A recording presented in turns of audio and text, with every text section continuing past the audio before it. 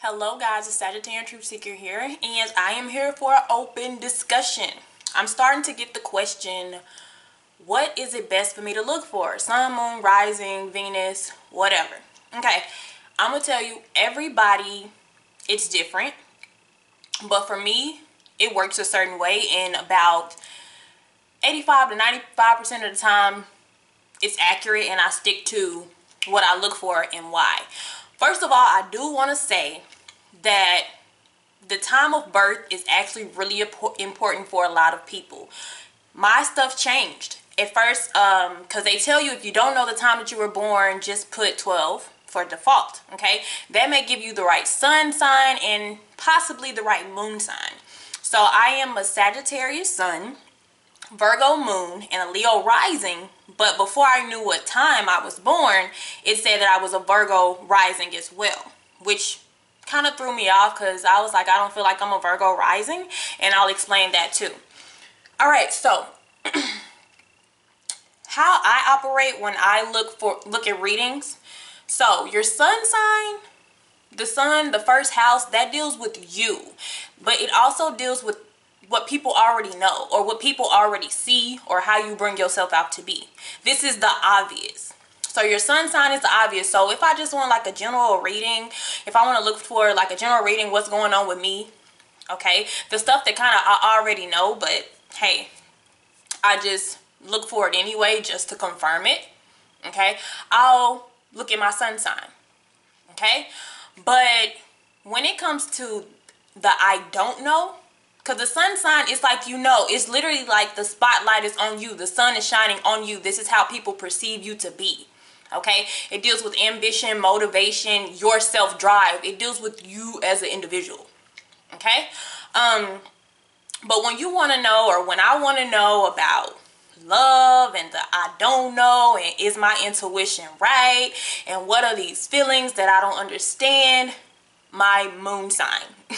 Because the moon, you know, it deals with emotions. It deals with things not being clear. It deals with confusion. So when I go to my Virgo moon, I go for that for what I don't know. What is not obvious to me. What clarifying my intuition, you know. So I can go like, oh, I was totally right about that. You know. And it goes for those built-in emotions that you try to hide. Or even if you do the cross-watching thing. So your cross-watcher's moon sign may tell a lot about them, so that's also good to know if you know their moon sign. But definitely love readings is when I use my moon sign. Because it's like, when, according to love, I know myself, like, you know, but if I'm looking for more towards what the person on the outside wants, okay, or what I need to be putting out on the outside, or what I don't know about myself, or what I feel like I don't know, because we do know things, but we hide them so much that it's like, I don't feel like I knew that, but you do know, okay? So for that, I use my moon sign, and that's why. Now, my rising sign, rising is like what's going on around you, like opportunities. So things that you could, because it, my Leo, because I'm a Leo rising, so Leo deals with, you know, my fiery side, you know, my kind of my ego too. So when it comes to that, I only look at my rising sign if I'm curious about jobs, career, finances. That's when I look at my rising sign. Because my rising to me is the outside opportunities that are available to me that I might know or might not know. And at first it was like, you're a Virgo when it comes to job and career. And I'm just like, no. You know, I was kind of iffy about that. But I was like, let me find out my exact time that I was born to know my rising. And when they said that my Leo was my rising, that made so much more sense because I have another job. So at my primary job, I am, you know, number one. I like to be number one. You know, I have this bubbly personality. I'm popular. You know, I do like my ego stroked at time. I like to be told that I'm doing a good job. You know, when people say, oh, you're so great, you know, I want to hear that. You know, and once the applause is gone at my job, and that's why my job is more of like something that just pays the bills. But when I stop getting that hand clap or that pat on the back, or, you know, I'm not getting any more incentives, then it just becomes a job.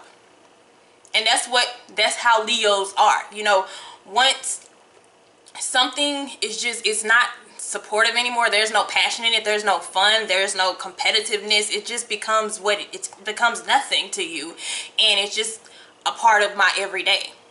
So that's why I use my rising sign for, you know, what can I be doing creative, because, you know, what can I be doing creatively? What opportunities do I have out there to excel? Okay, what financial opportunities are out there for me? So that's what I use for my rising sign. Okay, so everybody is different, but I don't really resonate with Leo reading. I mean, like, if you take a little bit out of your sun, moon, and rising, then of course you get a lot. Okay, you get a grand total of all that. But some people don't want to watch every sun, moon, rising, Venus, and all that. And also Venus, it doesn't work for me. My Venus sign is an Aquarius. It never resonates with me. So I don't use Venus at all. But for some people, Venus does work, or they find something out of it. But when I watch Aquarius readings, I get like maybe 10 or 20% that may resonate with me, which is not something I want to watch, you know.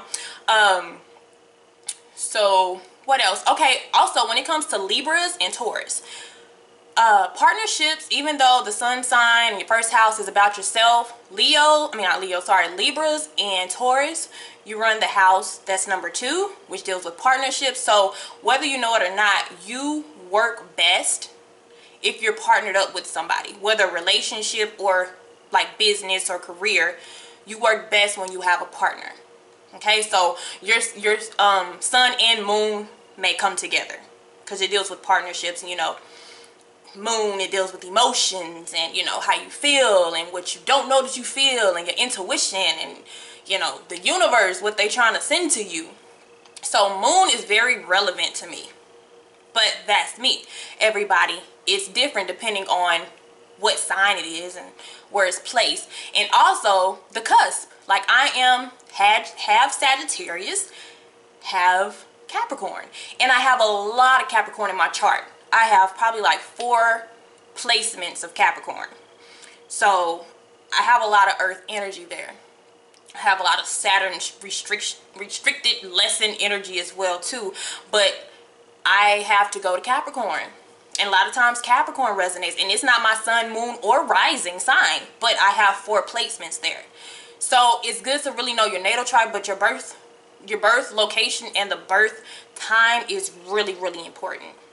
I would say, like, it's really important to know, unless you just want maybe your moon sign, because I have a friend, she put in her exact time and nothing changed.